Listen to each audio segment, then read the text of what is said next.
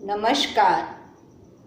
आज हम जानते हैं कि हमारे भीतर ये बीमारियां कैसे होती हैं। अब जो बीमारी है योग वशिष्ठ के अनुसार दो तरह की हैं।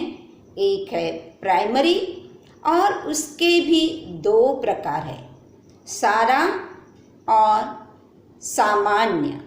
सारा जो है आत्मज्ञान से ही ठीक हो सकती है, आत्मज्ञान के प्राप्ति से हम भवबंधन से मुक्त हो सकते हैं। और सामान्य जो है हमारे भीतर की इच्छाएं जितने तीव्र गति से होती है उसका प्रभाव हमारे हर कार्य करने पर होता है, और उस कार्य सही ना होने से हमारे भीतर की प्राण ऊर्जा शक्ति भी जो है असंतुलित हो जाती है, जिसके कारण हम देखते हैं कि हमें हमारी पाचन शक्ति पर पूरा प्रभाव पड़ता है।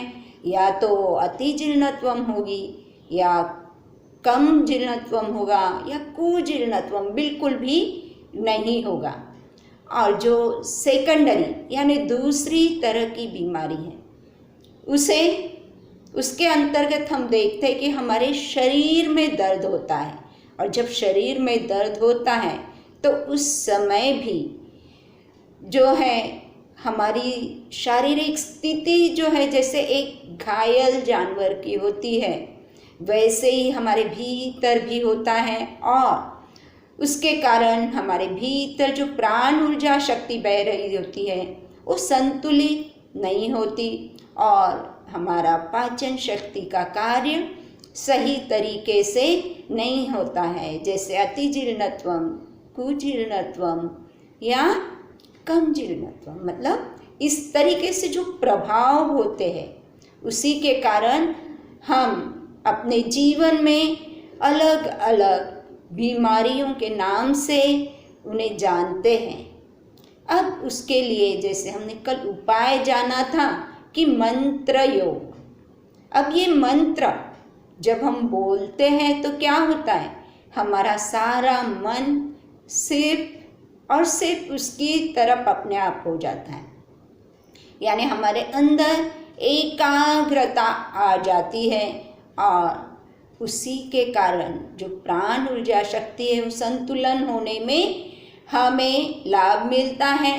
साथ साथ ही जो हमारी सारा व्याधि है जिसे हम कहेंगे आत्मज्ञान की प्राप्ति, उसमें भी हम आगे बढ़ते हैं। उसके लिए भी हमें प्रकृति से सहयोग मिलता है, मार्गदर्शन मिलता है।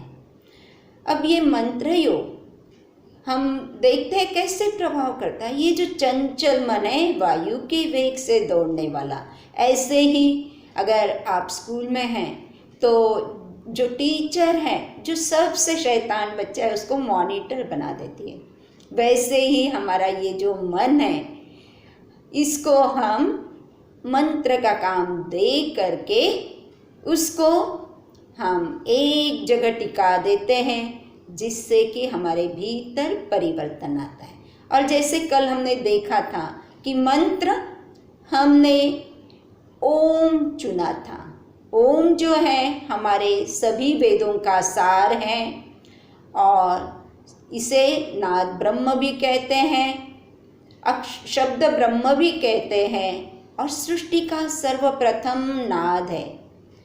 और जब इसका अर्थ हमने कल जाना था कि ओम यानी GOD गॉड, भगवान आपके भीतर का, जिसे आप अपने साथ हर पल अनुभव करेंगे कि वह भगवत शक्ति इस शरीर के माध्यम से कार्य कर रही है।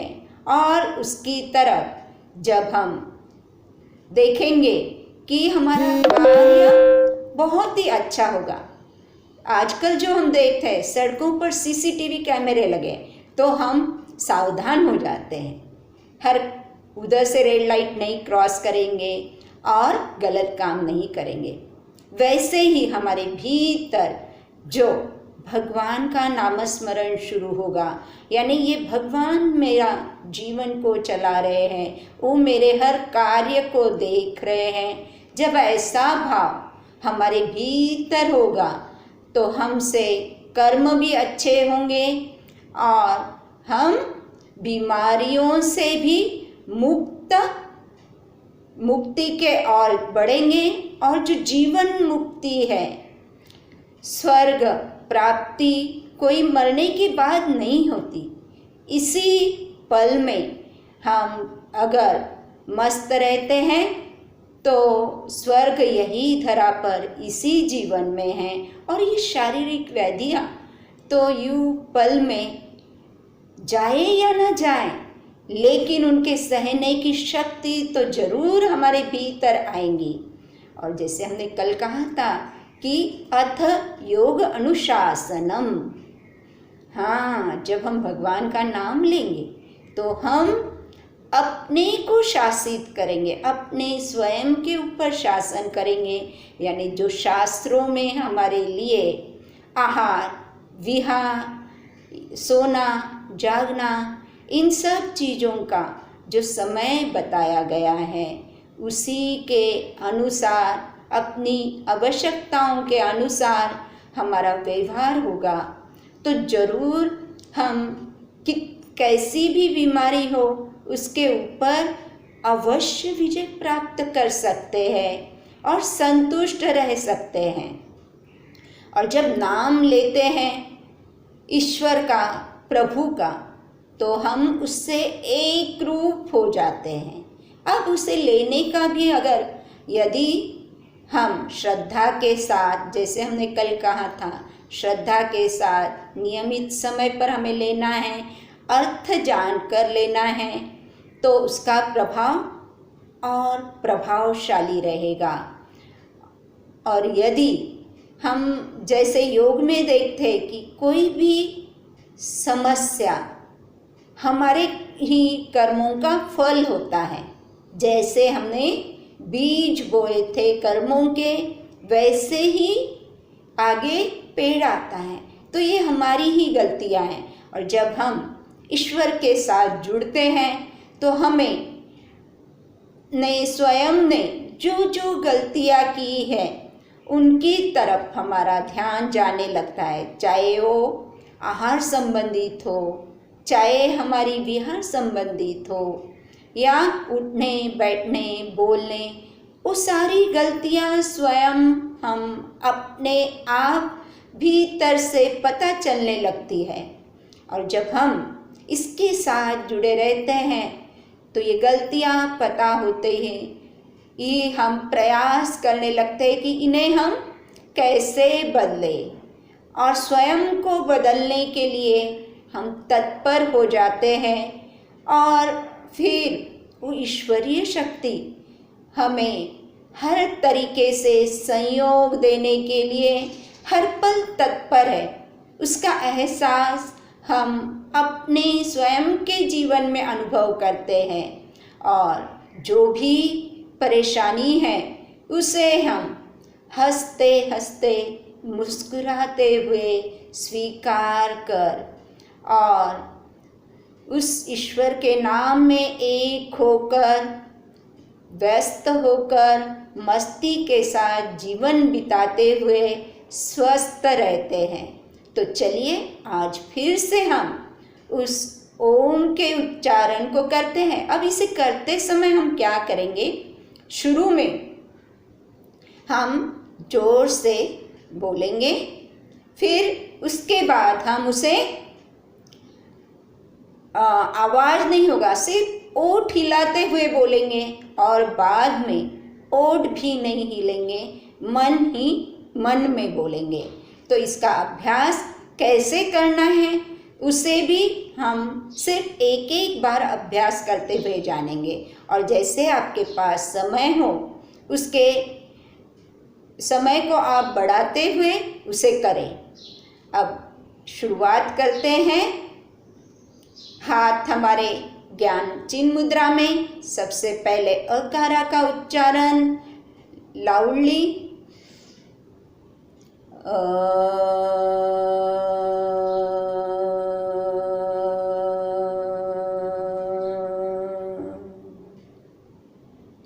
अब ओठ हिलाते हुए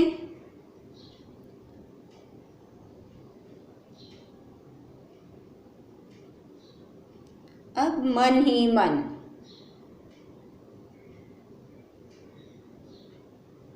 अब इसी तरीके से उकारा का हमारी मुद्रा, चिन्मय मुद्रा,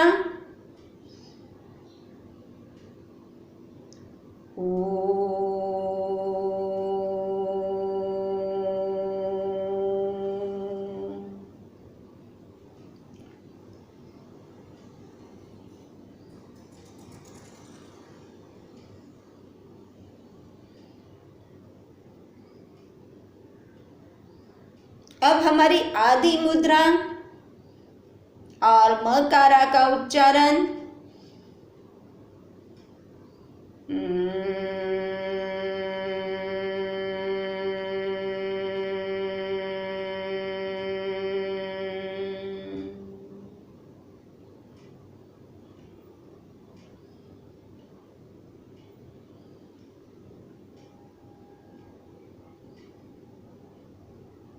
अब ये हमारी ब्रह्म मुद्रा, दोनों मुट्ठियां हमारे नाभि के पास, और अब अ उ म का एक साथ उच्चारण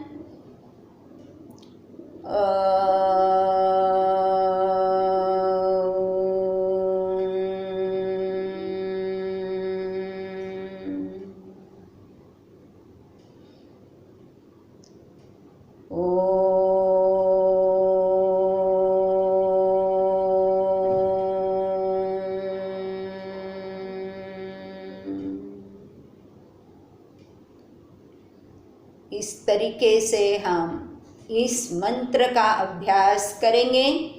और अब हम उसकी प्रार्थना करते हैं, दोनों नमस्कार मुद्रा में हाथ लाते हुए।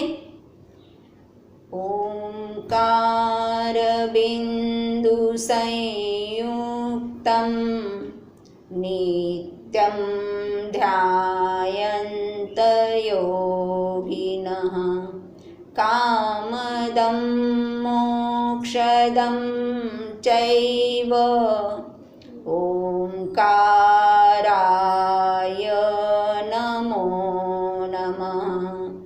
ओंकाराय नमो नमः। ओंकाराय नमो नमः। इसके सुंदर स्पंदन को प्यार से अनुभव करें और धीरे धीरे वापस आ जाए। और इस ईश्वर के नाम को हम हमेशा ध्यान रखेंगे और इसका अभ्यास हम तीनों टाइम करेंगे। जैसे हम लोग 3 बार खाना खाते हैं, उसी तरीके से इसे हम त्रिकाल संध्या के रूप में अपने जीवन में अपनाएंगे। और अभी तो लॉकडाउन की वजह से सबके पास समय है, और इस समय यदि हम इस अभ्यास को अपने जीवन में धारण कर लेंगे तो बड़े आसानी से हम इसके साथ अपने डेली रूटीन में इसे अमल कर सकते हैं, चाहे कहीं भी हो। और इसे अपने जीवन में लाने के लिए हम स्वयं से संकल्प करते हैं कि उस ईश्वर को याद किए बिना हम 3 बार का अन्न ग्रहण नहीं करेंगे। और ये संकल्प हम सबका पूर्ण हो, इन्हीं शुभकामनाओं के साथ आज की चर्चा को हम यही विराम देते हैं। ओम शांति शांति शांति।